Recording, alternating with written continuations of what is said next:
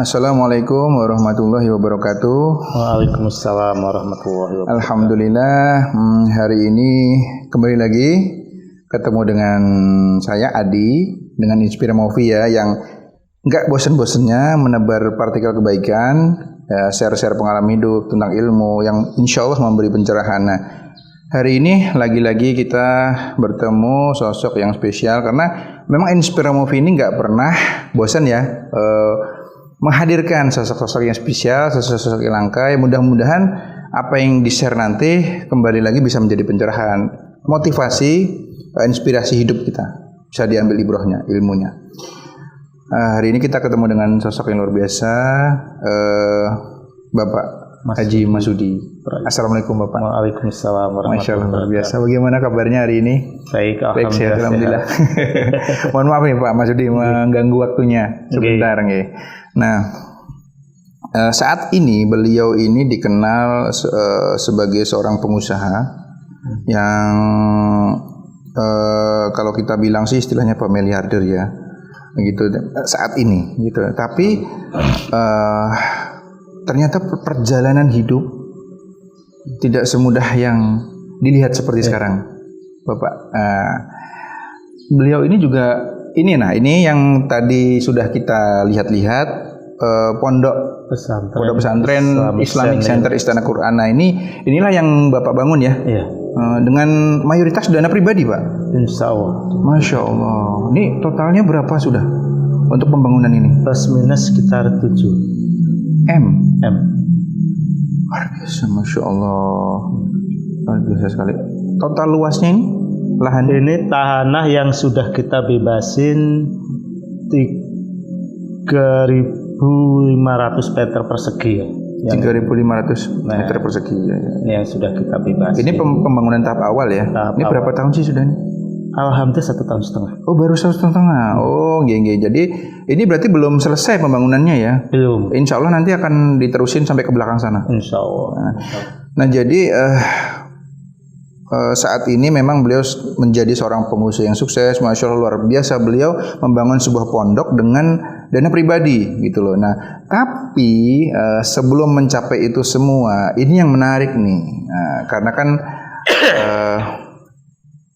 beliau ini ternyata dulu sempat hilang arah, Bapak Masudi. Iya. Sempat jauh dari agama, benar-benar jauh ya Pak Masudi. Jauh. Luar biasa. Jadi beliau ini sempat jauh dari agama. Yang namanya ngaji atau sholat itu bisa dibilang, hampir nggak pernah Ustaz ya? Hampir nggak pernah. Oh, Masya Allah. Jadi bagaimana kisahnya nih beliau dari keluarga yang taat beragama sebenarnya, kemudian bisa sampai jauh, terus kemudian terpuruk sampai ada permasalahan. Mohon maaf, sampai beliau ini pernah punya pengalaman hidup, melintas, pernah merasakan bagaimana ketidaknyamannya LP lapas ya. Nah, tapi bagaimana ini sampai beliau akhirnya jadi sukses. Nah, kita tanya-tanya beliau. Nah, saya panggil Ustadz nggak apa ya? Ustadz Masudi aja bingung. Pak Haji Masudi atau Ustadz Masudi aja? Silahkan. Amin. Nah, Ustadz Masudi. Nah, ini kan tadinya kan Ustadz ini kan dari keluarga yang taat agama ini, Ustadz. Iya. Bapaknya Ustadz sendiri adalah seorang yang bikin musola, kemudian ibu Ustadz adalah seorang hafiz Quran ya. Tapi kemudian Ustadz pernah sampai dalam tanda kutip keluar, Iya. Dan jauh daripada agama nih. Ini bagaimana Ustadz? Mungkin bisa diceritakan secara singkat Ustadz. Gini, karena waktu itu saya bekerja di sebuah perusahaan ya, di perusahaan kayu yang notabene lingkungan yang memang tidak mengajak kita untuk berbuat kebaikan. Di lingkungan perusahaan itu yang lingkungannya hampir rata-rata lingkungan penjudi ya. Oh, artinya di situ banyak kemaksiatan. Tidak jauh dari situ ada namanya tempat organisasi ya. Alhamdulillah saya tidak ke situ, tapi saya mengikuti mereka main judi, main apa, itu adalah pekerjaan saya. Setelah kita semakin bermaksiat itu, maka kita akan semakin jauh dari Allah. Di saat itulah rahmat Allah akan dicabut, maka dibiarin kita untuk sesesat-sesatnya. Sampai hampir perjalanan saya 20 tahun. Seperti itu terus. Jadi sampai kita hampir hilang jauh dari agama itu 15 sampai 20 tahun ya? Iya. Aduh, ini bukan sebulan 2 bulan ya, bukan setahun 2 tahun nih. Alhamdulillahnya Allah kasih kesempatan ya. Alhamdulillah. Selama itu dan Allah masih kasih kesempatan. Karena selama ada iman di dada tetap ya kita mengakui Allah bahwa Dia adalah Maha Pemurah, Maha Pengasih ya. Terus kita juga mengakui bahwa Tuhan kita adalah Allah. Maka insya Allah Allah pasti akan memberikan hidayah dengan syarat mungkin kita tetap selalu mengingatnya. Dan alhamdulillah saya diberikan peringatan itu Allah. Alhamdulillah waktu itu Ustadz juga merenung. Iya. Dan menyadari kesalahan-kesalahan Ustadz ya. Waktu itu ya setelah saya hijrah itu tahun 2012 Ustadz. Tahun 2012. Ya. Kan ketika itu kan memang ceritanya kan Ustadz ini kan mulai hilang arah gitu ya. Itu kan setelah keluar dari lingkungan rumah ya. Iya. Itu waktu itu keluar dari kuliah berarti setelah kuliah ya. Iya, setelah kuliah masuk dunia kerja, lingkungannya penuh maksiat, akhirnya ke bawah itu. Oh ya luar biasa. Nah, sebelum kita membahas titik balik Ustadz. Okay. Nah, ini Ustadz kan dulu awalnya pernah penjual asongan. Iya. Kaki 5, pentol-pentol pinggir jalan itu ya. Iya. Nah, sekarang sampai rentetannya itu sampai bisa menjadi seorang pengusaha sukses, hitungannya miliarder lah ya, kita bisa bilang miliarder karena memang yang kelihatan aja nih udah 7M loh ya pemirsa ya Allah luar biasa. Ya ini bukan masalah itunya, tapi kita ambil bagaimana kisah perjuangan beliau, kemudian bagaimana beliau setelah di posisi di atas itu. Yang terpenting adalah ketika sebenarnya kita di posisi di atas, ya. Ustadz ya. Amin. Bagaimana kita menggunakan apa yang kita bisa dan harta yang dititipkan untuk kemaslahatan umat, bukan untuk sekedar pamer ya. Nah, untuk gaya hidup saja, tapi bagaimana kita kemudian menafkahkan itu kemudian untuk kemanfaat bagi umat. Nah, ini ceritanya gimana Ustadz, dari pedagang, sempat pernah jadi pedagang asongan, terus sampai sukses lagi itu gimana sih, bisa diceritakan dari awal? Jadi awalnya saya adalah juga seorang pengusaha Ustadz. Oh, ternyata beliau ini pengusaha juga awalnya dulu. Jadi saya merintis beberapa tahun sebelumnya, saya itu pengusaha, terus saya terlilit utang Ustadz. Oh, terlilit utang. Ya. Itu waktu itu usahanya bidang apa tuh? Sama dengan ini. Saya join dengan teman di bongkar muat, di tengah jalan, karena waktu itu kita PT pinjem ya. PT-nya pinjem, bukan PT sendiri. Maka teman saya ini ngomong ke customer bahwa tolong dana dikirim ke rekening PT, jangan ke rekening pribadi lagi. Maka dikirimlah dana ke PT, dan setelah dikirim dana, dia menghilang. Handphone nggak bisa dihubungi, di email nggak balas, dulu belum ada WA. Iya betul. Cuma SMS, ya udah. Maka saya harus menanggung beban hutang kerugian 750 juta. Wow, jadi beliau ditipu. Jadi dulu tuh sebenarnya pernah jadi pengusaha juga sudah, kemudian ditipu 750 juta. Iya. Nah, itu fase waktu masih jauh dari agama. Masih jauh dari agama. Iya. Terus kemudian gimana? Terus setelah itu saya setelah ditipu, akhirnya saya hijrah. Ya, saya termenung dalam kantor. Ya, setelah termenung, maka saya menyadarin bahwa seperti apa sih harus ngatasin masalah saya ini. Maka saya cari pinjaman sana sini untuk bisa menutupin hutang, ternyata tidak bisa juga. Maka sekarang adalah yang dibutuhkan adalah Allah, bukan. Tapi ketika terpuruk itu, bahkan Ustadz katanya sampai rumah itu listrik nggak bisa bayar Ustadz. Iya. Itu gimana Ustadz? Akhirnya gimana Ustadz ini Ustadz? Berarti listrik itu diputus Ustadz? Diputus. Jadi akhirnya saya untuk hidup itu mencuri dari PLN. Jadi saya setiap saya pulang ke rumah itu jam 6 malam, baru saya nyuri lampu dari kilometer itu, saya sambungin ke lampu jalanan. Allahu Akbar. Ya, baru malam anak-anak saya bisa nonton TV, Allahu Akbar. bisa ada kipas, bisa. Jadi sampai segitunya Ustadz ya. Ya. Berarti otomatis untuk makan sehari-hari pun kesulit juga ketika Sulit. itu. Saya satu rumah itu pernah makan telur satu, itu kami kasih tepung, kami bagi semua keluarga. Berapa anaknya Ustadz? Saya anak 3, Berarti baru 5. 6 karena saya ada satu lagi family saya yang ikut saya. Oh ya Allah. Bikin telur satu dibagi 6. Iya.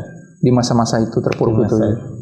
Allahu Akbar. Nah kemudian ini kan ketika itu benar-benar hancur nih. Iya. Utang 750 juta, buat biaya makan sulit, buat listrik bahkan nggak bisa bayar. Bagaimana Ustadz ketika itu? Katanya sempat sampai tidur-tidur di masjid itu gimana? Iya. Jadi saya mencari pekerjaan waktu itu, kesana kemari saya ngelamar. Rupanya ijazah saya, ilmu saya nggak dipakai sama orang. Oh. Ya, istilah nggak ada yang terima saya. Istilahnya nggak ada yang terima Iya, dari kerjaan. nggak ada yang terima. Makanya akhirnya saya putus asa. Udah kalau sekarang saya ngelamar dengan orang, saya nggak dapat. Coba saya ngelamar dengan Allah. Masya Allah. Gitu. Ya Allah. Ya. Saya lamar dengan Allah, maka setiap hari saya berangkat pagi dari rumah itu jam 7. Saya pergi keluar, kadang saya di Masjid Hasanuddin, kadang di Muhajirin, kadang saya di Masjid Sabilal Muhtadin, Masjid Raya. Saya di sana, saya sholat duha. Biasanya setelah saya sholat duha, saya baca Al-Quran sampai saya ngantuk. Masya Allah. Setelah saya ngantuk, saya tertidur. Begitu bangun, kadang udah banyak orang, kadang sapu-sapu ya mereka kan. Akhirnya saya pindah lagi. Yang mana saya lihat masjidnya sudah bersih, sudah nggak ada orang. Di situ saya duduk lagi, saya sholat 2 rakaat, saya baca Al-Quran lagi sampai tertidur. Artinya itu kan sudah titik balik ya. Titik balik. Nah, salah satu poin penting adalah apa yang membuat titik balik gitu. Kan tadinya jauh nih, pokoknya pikiran tuh dunia time is money kan. Pakai konsepnya barat tuh lagi-lagi, makanya hati-hati tuh. Kayak konsep-konsep barat yang meresap dalam hidup kita ini salah nih, seperti kayak menabung pangkal kaya itu salah sebenarnya. Yang benar sedekah pangkal kaya, Ustaz. Nah, ini kembali lagi ke tadi titik baliknya. Titik balik sebelum sampai sadar akhirnya kembali lagi Allah, ini apa yang merasuk ke hati Ustaz sampai itu tadi waktu saya ada masalah ya. Waktu saya ditagih-tagih utang itu, akhirnya saya termenung di dalam kantor saya sendiri. Hampir 2 hari 2 malam saya tidur di dalam itu. Paling kalau ada pesan makan, alhamdulillah di belakang ada makanan, jadi pesan udah bawa masuk makan. Terus saya buka link ya. Gimana sih cara ngatasin masalah? Ternyata hadirkan Allah di dalam hati kita. Maka dari saat itu jangan ingin masalah itu terselesaikan. Nah, ini penting banget nih. Kadang-kadang orang dapat masalah, mikirnya langsung minta tolong orang siapa. Pengen langsung cepat selesai. Tapi sebenarnya yang penting adalah gimana menghadirkan dalam hati. Itu benar-benar kepasrahan yang benar-benar pasrah ya. Dari saat itu saya selalu meminta kepada Allah, ya Rob, bahwa semua masalah ini adalah atas izin. Maka yang menyelesaikan pasti ada dirimu, bukan saya. Saya menyadari bahwa saya orang nggak punya kekuatan, nggak punya kemampuan. Saat itu saya hadirin Allah di hati saya. Mulai saat itu saya mulai hijrah. Saya datangin ke salah satu ustadz. Di situ saya minta ilmu pencerahan dengan beliau. Akhirnya saya dibimbing beliau. Bahkan saya bersyahadat lagi. Karena selama 20 tahun seperti enggak menyentuh Islam sama sekali. Maka saya bersyahadat kembali. Saya minta kepada Allah mulai saat itu diajarkan untuk selalu berzikir kepada Allah. Saya beristighfar, mengakui apa yang kita lakukan selama ini. Dan istighfarnya tidak banyak, cuma istighfar astagfirullah. Setiap hari saya berkendaraan, waktu saya belum ada mobil, berkendaraan jalan kemana, sampai istri saya kadang dibikin Papa baca apa? Iya. Papa nggak baca apa-apa. Papa cuma ingin Allah mengampuni dosa-dosa Papa yang masa lalu. Alhamdulillah setelah itu hati saya tenang. Tapi ketika hati senang, ekonomi saya juga terpuruk. Oh, jadi ketika pertama hijrah justru di sini Allah nggak langsung kasih naik nggak, malah tetap makin turun dulu. Sampai akhirnya masuk penjara itu tadi. Allahu Akbar. Nah ini beliau ketika memutuskan hijrah ternyata Allah tidak langsung kasih kemudahan demi kemudahan, tapi justru mungkin ini bagian dari pembersihan Ustadz ya, karena bayangin loh ya, nggak sehari 2 hari, sebulan 2 bulan, 20 tahun beliau melupakan Allah gitu. Nah jadi sudah terpuruk, masuk penjara lagi Ustadz ya.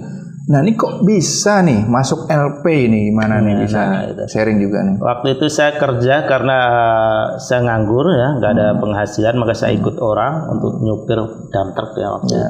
Akhirnya diterima jadi supir dump truck itu.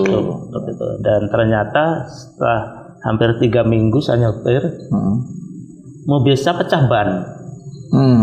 Dan ketika pecah ban di jalan tol, maka saya parkir.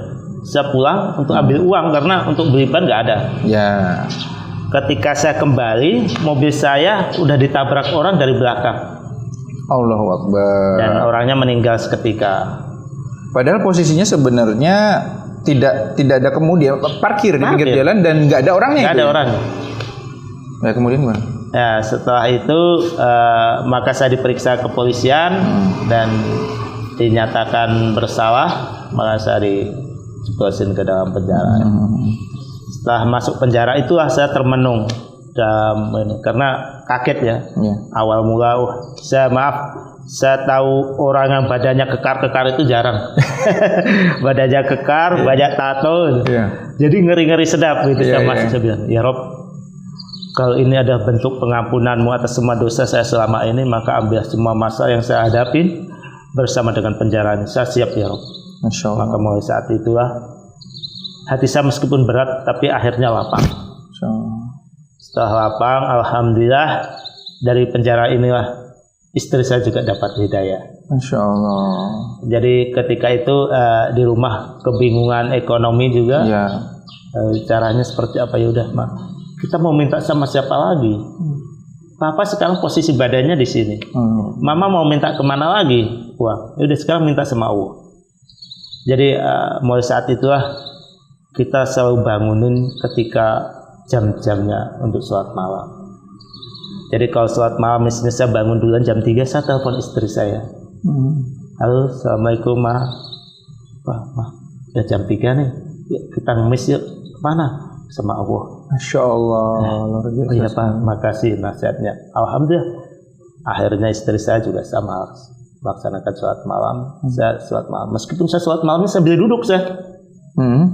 Karena tempatnya ini desak-desakan Ustaz dalam penjara. Oh, di dalam penjara. Oh iya, ruangannya kecil, banyak orang. Iya. Nah, saya harus tidur waktu itu di atas ayunan. Sholat saya sambil duduk. Alhamdulillah tetap terlaksana. Hingga akhirnya dalam penjara saya dapat link untuk bisa dapat waktu itu untuk mencarikan muatan temannya tongkang, saya dapat uang itu tadi yang saya ceritain 15 juta. Iya, dapat 15 juta. Nah, setelah itu alhamdulillah saya bisa cepat keluar. Masya Allah. Setelah saya keluar, alhamdulillah saya jadi pengangguran lagi. Iya. karena otomatis di penjara semua terputus. Iya, terputus. Pekerjaan nggak ada, apalagi usaha gimana caranya gitu dari penjara. Udah pusing udah. Ya itu tadi akhirnya lampu dimatiin sama PLN, akhirnya kondisi masih seperti itu. Timbul iseng-iseng, itu tadi setiap hari sholat ke masjid. Terus saya tahu-tahu ketika saya sholat di Masjid Hasanuddin Majid handphone saya berbunyi. Tahun 2014 WA masih baru mau keluar. Terus saya telepon balik, alhamdulillah ternyata itu adalah dari direktur operasionalnya PT Bakri Group. Masya Allah, luar biasa. Dan saya juga gak nyangka dapat nomor saya dari mana. Dari mana ya? Ternyata setelah saya tanyain, dia dari teman saya namanya Pak Zulfikar, itu yang pernah kerja sama customer saya pernah kerja sekitar 3-5 tahun yang lalu. Saya udah nggak ngingetin beliau, nomornya sudah nggak ada di tempat saya. Allahu Akbar. Dan alhamdulillah beliau ngasih tahu, Pak bisa kerjain pekerjaan saya ini. Gimana ya Pak? Cariin muat tongkang Pak. Waktu itu saya ngirim ke semen Tonasa.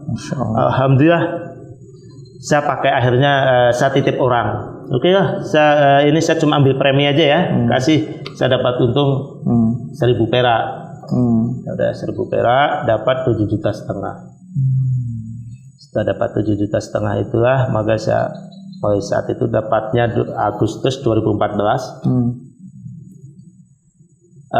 Uang itu saya sedekahin ke salah satu panti asuhan. Istri saya juga kaget, Pak, kita ini perlu nih dananya nih. Ya. Anak-anak juga ingin makan yang layak kayak orang. Saya bilang, yakinlah pertolongan Allah sudah dekat. Saya bilang gitu. Itu hasil pertama. Hasil pertama. Langsung disedekahkan ke panti asuhan, waktunya dekat. Yang kalau sekarang jalan dari sini kalau kita mau ke Cemara tuh Pak. Oh Cemara, gini daerah situ. Alhamdulillah setelah itu sebulan kemudian saya dapat lagi proyek itu. Yaitu dapat malah 15 juta saya dapat 2.000. Mulai itu saya bilang ke istri saya, makan kamu 1 bulan 2,5 juta cukup nggak? Ya istri saya, insya Allah cukup. Alhamdulillah. Kalau gitu ini Papa mau buka usaha baru. Buka apa? Udah kita bikin PT. Akhirnya saya buka perusahaan atas nama orang dua, saya dengan istri saya. 2014. Begitu saya buka perusahaan, alhamdulillah. Saya punya hutang 750 juta kayak orang kelimpanan. Tidak sampai 2 bulan hutang saya lunas. 750 juta 2 bulan lunas. Iya. Allahu Akbar. Masya Allah. Nah jadi itu apa ya, poin yang sangat penting ya. Jadi kan saya sendiri banyak teman-teman juga yang mungkin terlilit masalah ya. Iya. Nah mungkin kebanyakan orang, tidak sedikit orang gitu, ketika terlilit masalah yang agak berat itu tidak dikembalikan ke Allah Ustaz. Iya. Malah kesana kemari, kadang-kadang ingin nyari solusi dengan logikanya sendiri gitu loh. Justru ketika kita terlilit masalah kemudian merasa bisa menyelesaikan dengan logika kita sendiri gitu loh, malah nggak inget Allah, biar aja deh ini pakai caraku aja, aku pasti bisa, minta tolong orang. Pertama langsung malah ke orang lagi. Nah akhirnya nggak terselesaikan masalah, malah tambah masalah. Nah ini tips yang luar biasa. Ketika kita mendapat masalah, jangan berpikir dulu menyelesaikan masalahnya Ustaz ya.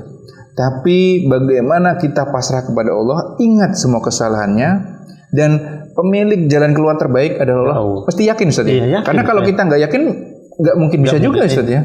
Nah, oke, monggo silakan Ustaz. Jadi 2 bulan nih bisa menyelesaikan 750 juta. Itu tadi selalu berserah diri kepada Allah. Jadi ketika saya buka usaha itu, saya baca Bismillahirrahmanirrahim. Saya di depan notaris, saya tanda tangan waktu itu saya dengan istri. Saya berdoa kepada Allah, ya Rob, kalau ini ada jalan menuju saya kebaikan, bukakanlah rahmatmu kepada perusahaan ini.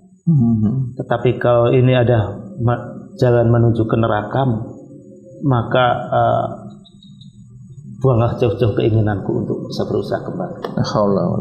Maka alhamdulillah mulai saat itu saya dari broker, alhamdulillah dalam 2 bulan itu saya disuruh ngisi kapal vessel, kapal yang kargonya 50.000. Sangat besar, isinya 6 tongkang, 7 tongkang. 7 tongkang. Saya dapat untung premi itu sekali 1 tongkang itu 5.000 ya. 5.000 itu kalau kalikan 7.500 itu plus minus sekitar 37,5 juta kali 7. Kali 7? Iya, waktu itu. Dan saya nggak menyangka. Setelah saya bekerja itu hutang saya alhamdulillah lunas. Dulu ya, yang saya hutangin itu, kalau ketemu saya tuh ingin meludahin. Iya. Ya, katanya. namanya orang di bawah biasanya begitu ya. Iya. Kamu ini. Alhamdulillah. Setelah saya bayarin hutang, saya bilang, Aki, saya minta maaf. Saya udah sering buat antum susah. Dulu ketika ini antum berikan keringanan kepada saya. Sekarang udah ya, alhamdulillah. Jadi semua saat itu sampai sekarang setiap ketemu saya cium pipi kanan pipi kiri. Kayak saudara. Dan dia sering. Alhamdulillah tidak ada orang yang setegar antum. Masya Allah. Meja saya pernah dibalik, pengacara dia. Oh, pengacara ya. Iya, alhamdulillah. Akhirnya dirangkul. Alhamdulillah sekarang jadi teman baik, jadi sahabat saya malah. Masya Allah luar biasa ya. Terus setelah itulah saya mulai utang lunas, saya mulai lega. Lalu pelan-pelan rumah saya yang dulunya saya gadaikan sudah bisa ini. Yang dulunya kayu alhamdulillah bisa saya perbaiki. Dikembalikan semua. Bahkan terkadang saya dalam mau tidur gini, sesembahyangnya tidak nyangka saya gitu. Kadang-kadang masih nggak percaya Ustaz. Iya nggak percaya saya sama istri saya ngobrol sendiri. Kayak baru kemarin kita ada timpa masalah gitu. Allahu Akbar. Ternyata sekarang dikembaliin Allah dengan sedemikian rupa gitu. Hingga akhirnya saya bisnis, saya merambah lagi ke perusahaan bongkar muat. Bongkar muat ya. Bongkar muat hingga alhamdulillah saya ngerintis bongkar muat itu tahun 2016. 2016. Saya dengan modal 13 juta waktu itu. Alhamdulillah sekarang saya bisa punya aset plus minus sekitar 22 M dari bisnis itu. Masya Allah. Makanya bisa bangun pondok ini salah satunya Ustaz ya.